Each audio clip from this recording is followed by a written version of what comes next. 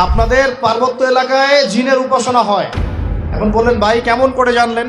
যত তান্ত্রিক মান্ত্রিক কবিরাজ জাদুকর সব এই পাহাড়ি এলাকায় ঘুরে বেড়াচ্ছেন, এবং চোখ কান খোলা রাখলে আপনারাও বুঝতে পারবেন।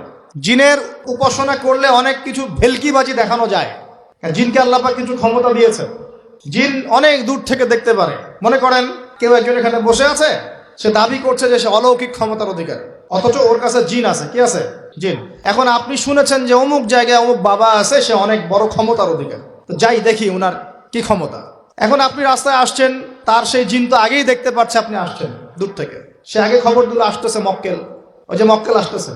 এখন সে বলল যে ওই ব্যক্তির সাথে যে জিন আছে ওর সাথে কানেকশন করো। সবার সাথে একটা জিন আছে না? আছে কি নাই? একটা করে জিন শয়তান আছে না সবার সাথে? দুইজন ফেরেশতা একজন জিন সবার সাথেই আছে কি নাই? আপনার জিন জানে আপনার সাথে অতীতে কি হয়েছিল? জানে তো। আপনার জিন আপনার সাথে আছে না শুরু থেকে? তাহলে আপনি 1 মাস আগে কি করেছেন আপনার জিন তো জানে। ও ভবিষ্যৎ জানে না কিন্তু অতীত তো জানে। ও তো ভবিষ্যৎ জানে না কিন্তু অতীতে আপনি কি করেছেন ও তো জানে না? এখন এ ওর সাথে এই কারিনের সাথে যোগাযোগ করছে। এ ওকে বলছে এই তো 1 মাস আগে অমুক মেয়ের পিছনে দৌড়াইছিল, এই 1 মাস আগে অমুক একটা মেয়ের পিছনে দৌড়াইছে, ওই মেয়েকে পাওয়ার খুব চেষ্টা করছে। এ তো 1 মাস আগে ব্যবসায়ী কাজ করছে, এ তো 1 মাস আগে ওই কাজ করছে। এখন আপনি হেঁটে হেঁটে আসলেন, এদিকে খবর পাস করা শেষ, এসে বললেন বাবা আপনার কি ক্ষমতা, আমি আপনার ক্ষমতার নিদর্শন দেখতে চাই। সেই বাবা এখন বলছে যে তুই তো সেই ব্যক্তি না, তোর নাম অমুক না? আপনি তো ভেবাচকা খেয়ে গেলেন। হ্যাঁ তাই তো, আমার নাম তো অমুক। তুই তো 1 মাস আগে এই মেয়ের পিছনে ঘুরছিস না? তাই তো, আপনি কেমন করে জানলেন?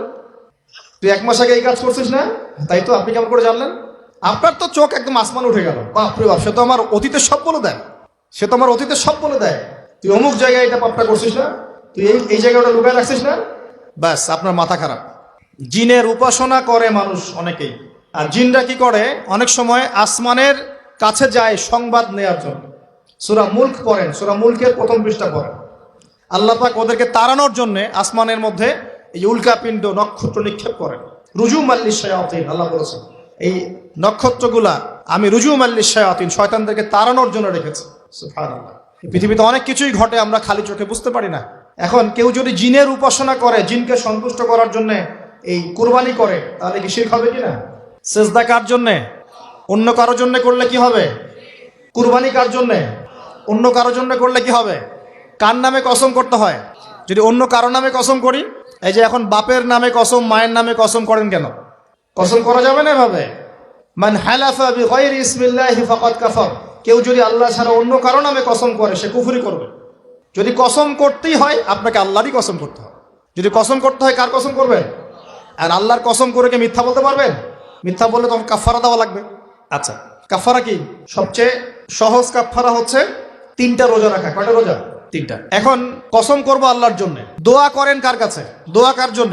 এখন যদি অন্য কারোর কাছে দোয়া করা শুরু করি, সন্তান কে দিবে? অন্য কারোর কাছে চাওয়া শুরু করি,